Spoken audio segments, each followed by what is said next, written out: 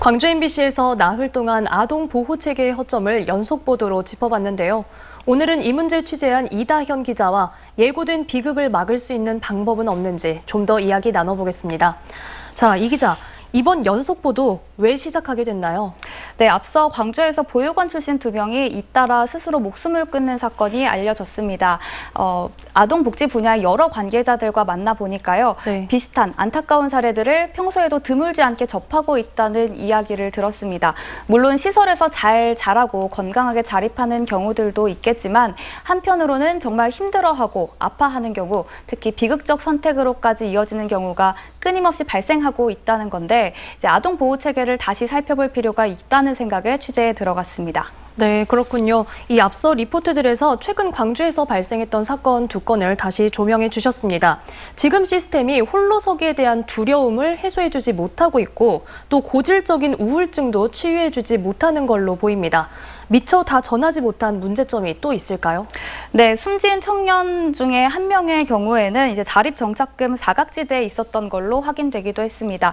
이 청년은 다른 지역에 있는 아동보호치료시설로 옮겨져서 1년 정도 지내다가 보호 기간이 끝났는데요. 그러면서 광주시 지원 대상에서는 빠지게 됐고요.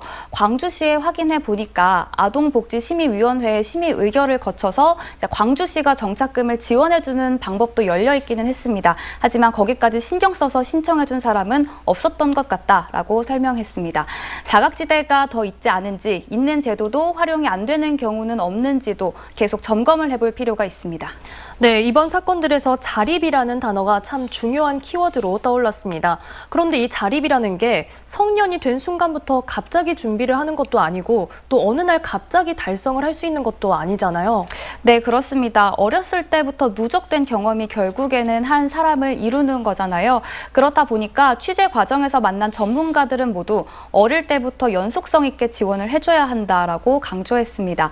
보호 종료 시점 이전인 어릴 때 환경부터 잘 갖춰주고 성장 시기별로 섬세한 지원이 필요하다는 겁니다.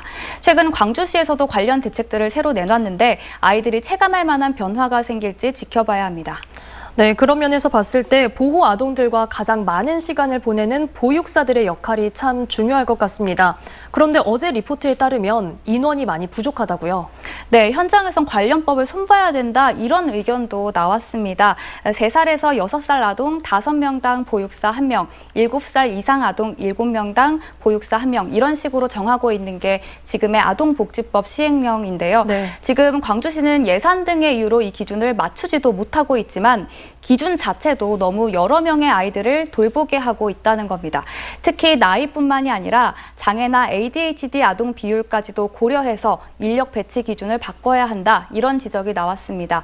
일선에서 일하는 몇몇 보육사들은 아무리 최선을 다해도 한계가 있을 수밖에 없는 구조라고 아쉬움을 많이 표현했습니다. 네, 지금까지 아동 양육시설 문제 관련 취재한 이다현 기자였습니다.